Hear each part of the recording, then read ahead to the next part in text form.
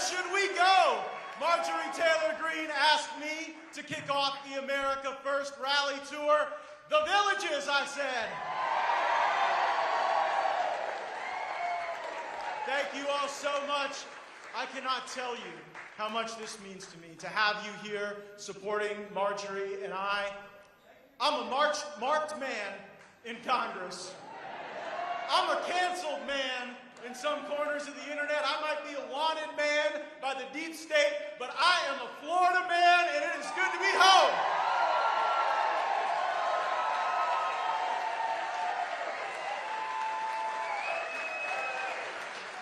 You're the lucky ones. You got in. There are more than 1,000 people outside that wanted to be here. And I think 2 of them might have been Antifa. There is not a strong Antifa chapter in the Villages.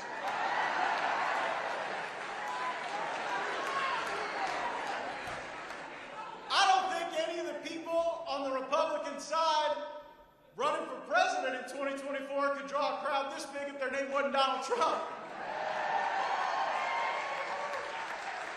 And so today, we send a strong message to the weak establishment in both parties. America First isn't going away, we're going on tour.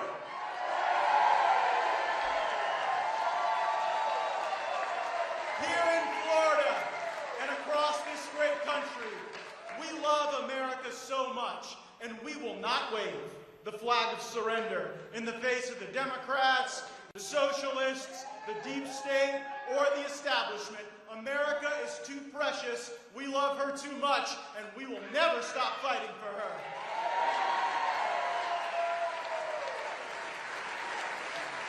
This is our first stop, but there will be many more, and America's greatest president and the undisputed leader of the Republican Party, Donald J. Trump, might join us on a few, or we might join him.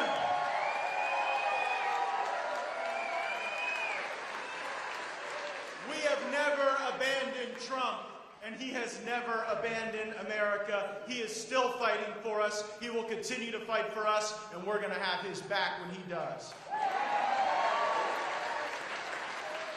The way forward is not a repackaged, regurgitated version of Paul Ryan's Better Way.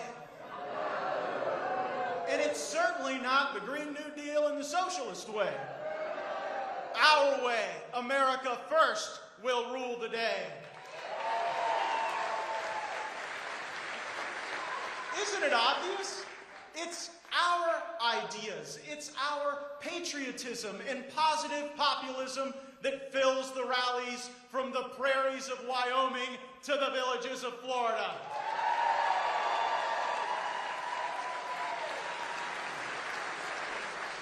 On immigration and trade, we will stand with America's workers, not the socialist billionaires or the corporate woke-topians. We will oppose the forever wars that send America's bravest patriots to faraway lands for unknowable gain, and we will stand with American families against the genderless, blue-haired woke-topians of the Chaz.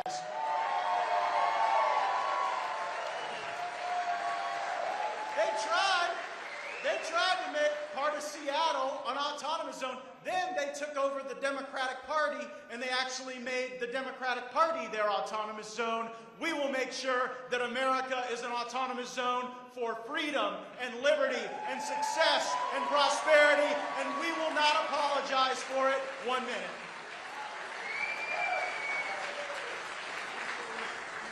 To my friend, Congresswoman Marjorie Taylor Greene, we know Georgia needs you. There's a lot going on in Georgia, but you should consider Florida your second home. You would make a great Florida woman.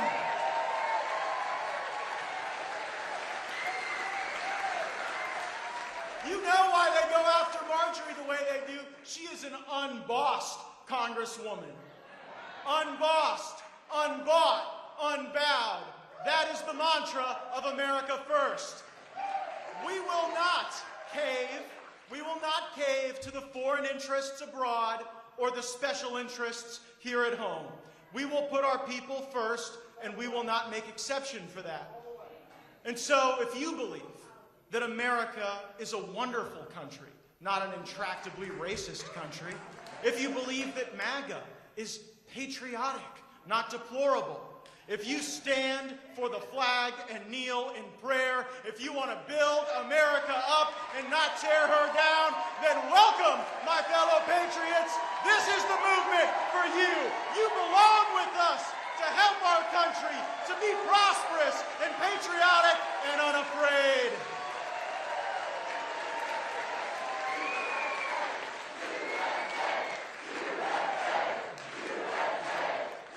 And so this tour is an invitation to our fellow patriots to join a positive populist movement.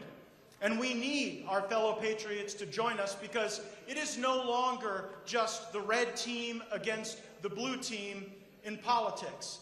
It's the establishment against the rest of us. And you know what? There's more of us than there are of them. They know it. That's why they're so afraid. That's why they hope that this movement dies. But we will never let her die because we will never let America die.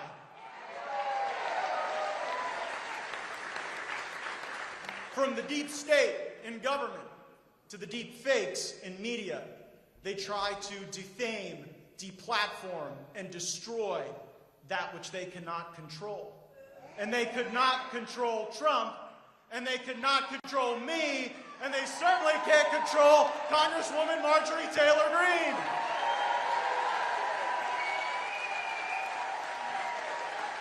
Big government, big media, big tech, they would all breathe a sigh of relief if Marjorie Taylor Greene and I were no longer in the Congress fighting for you. They lie about us because we tell the truth about them, and we are not going to stop. And we are not powerless in this fight. We are a powerful movement. You are powerful people. As President Trump reminds us, we are the elite now. And so let our beautiful, cherished Constitution be our guide. We have a right to speak freely and to assemble, and we better use it. The terms of service on Twitter should never be more important than the values that undergird the First Amendment of our Constitution. And we need more than just a legalistic definition of the First Amendment. We need a culture of free speech in America. Can you believe the Facebook Oversight Board took President Trump off of their platform? What does that say? They're afraid of the truth. YouTube. Thank goodness YouTube does not define the truth or falsity related to the coronavirus. I think they do, but we shouldn't let them. YouTube would have banned Galileo if they had the chance.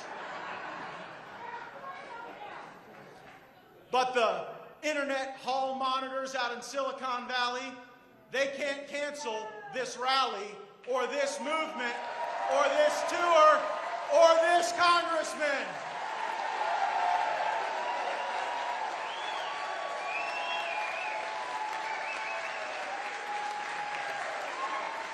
We have a right to bear arms in this country, and we better use it.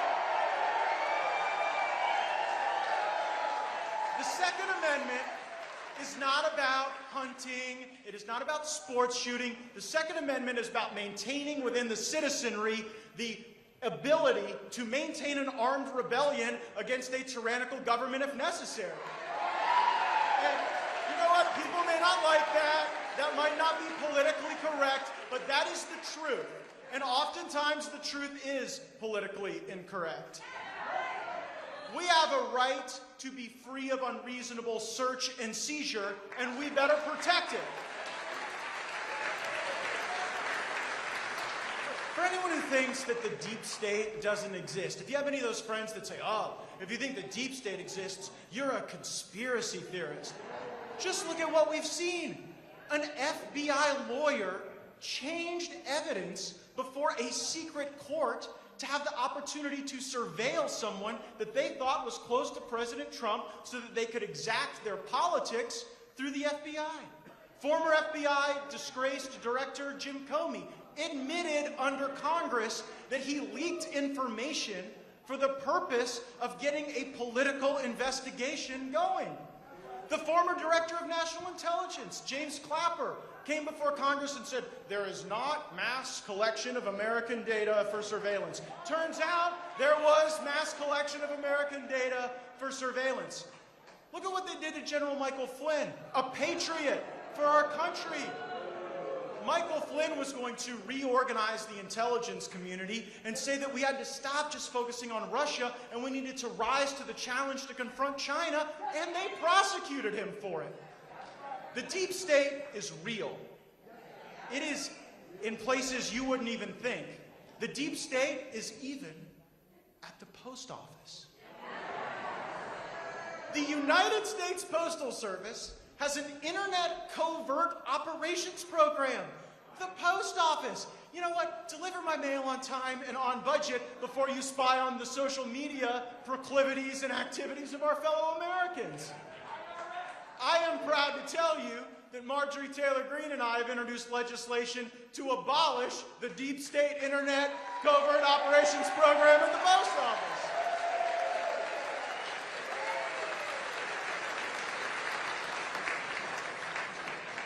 We have a right to confront our accusers in this country. How about that? There can be no due process here if the only process due to conservatives is to see leaks embroidered onto lies, then just endlessly repeated by the America Last media.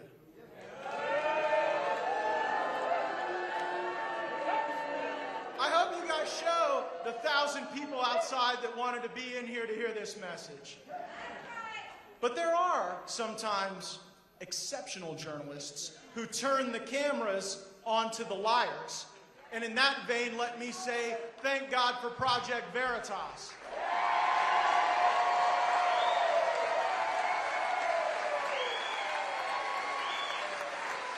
It's not often you get an admission on video. But a CNN director on video said the reason they were repeating these lies and propagandizing my life is because I'm effective. Because I stand in the way of an agenda that will hurt my fellow Americans. They will not silence me, we will not back down, and the truth will prevail.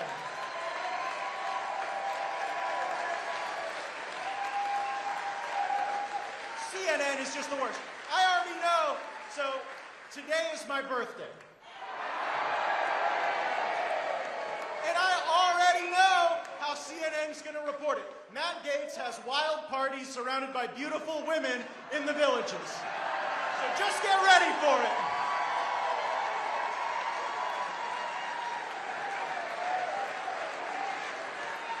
Marjorie Taylor Greene and I work in Washington, but we are not of Washington. And I must honestly tell you that the leaders of both parties in Washington, D.C.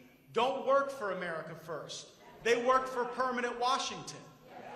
Washington PACs fund their campaigns. Washington lobbyists broker their power. Their place in Washington drives every decision they make all throughout the day. And unfortunately, the wants and needs of the people often suffer. You know, the swamp is not just dangerous because it holds unruly creatures. There's a muck that sucks you in, drags you down, limits your escape. Marjorie and I are not powerful by typical measurements in Washington. She's lost her committees. I may lose mine. But we have a power that they can never take away, and it is tied to our connection to the people in this great country. You know who the fighters are.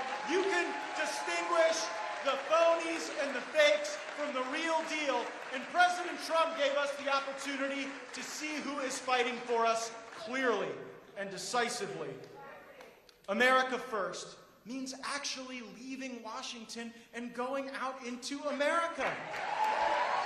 part of being populist is showing that you are popular.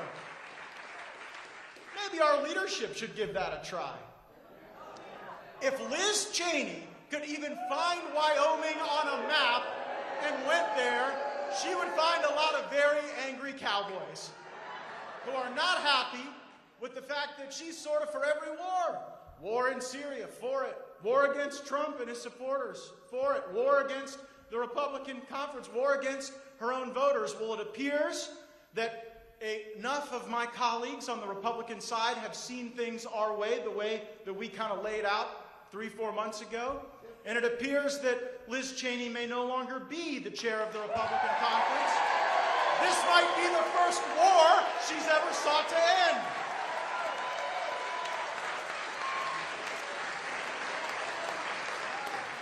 You know, the neoconservative war on the world might have been more tolerable if it wasn't also a war on the pocketbooks of so many Americans.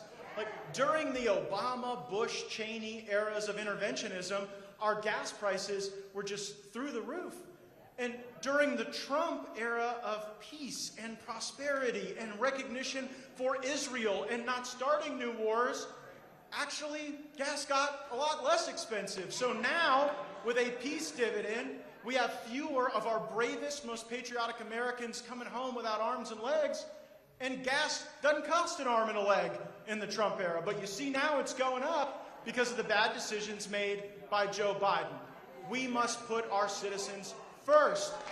And speaking of citizens and citizenship, I don't think we should give citizenship to people who don't come to our country legally.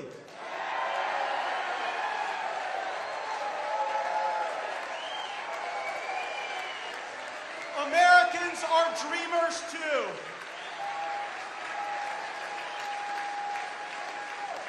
But the Biden immigration plan is no dream, it's more of a nightmare.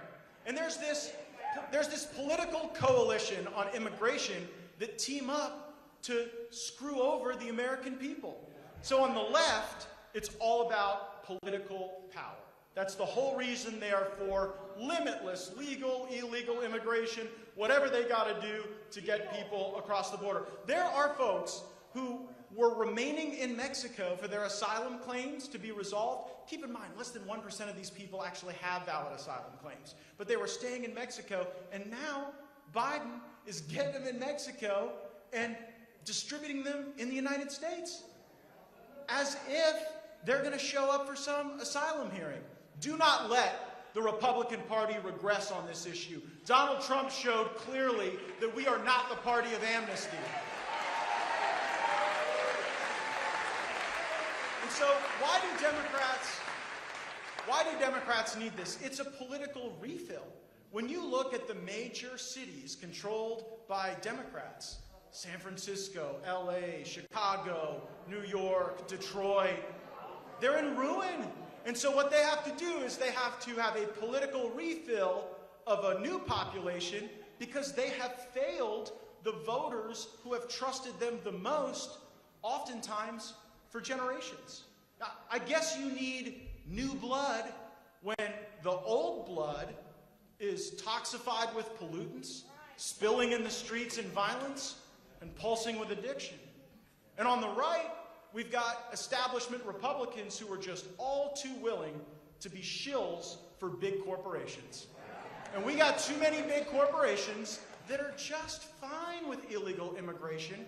They sort of diminish their risk by using employee leasing companies, and that is a basis to keep wages down for the American people or legal immigrants who have come here according to our process. It's about money, and it's about power, and we have to stand against it.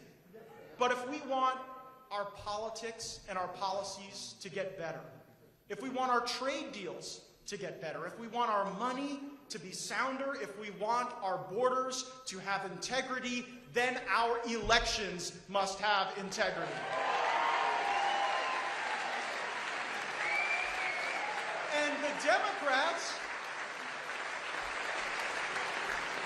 And the Democrats and all their buddies on these big corporate boards, they're telling us that getting an ID requirement to vote is racist.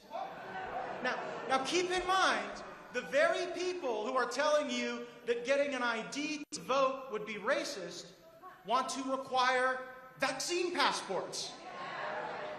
So if an ID, well, I'll put it this way. If requiring vaccine passports isn't racist, then requiring an ID to vote isn't racist. And I think my colleague, Burgess Owens, said it best. Burgess Owens is a black Republican, serves from Utah, was in the NFL, tackled OJ. And Burgess says, requiring an ID to vote isn't racist. Assuming that black people can't get an ID is what is racist. And so we support the brave patriots in Georgia and in Florida and all across this country that want to protect the integrity of the vote, and that is going to be a major part of this tour that Marjorie and I bring across the country, demanding voter integrity.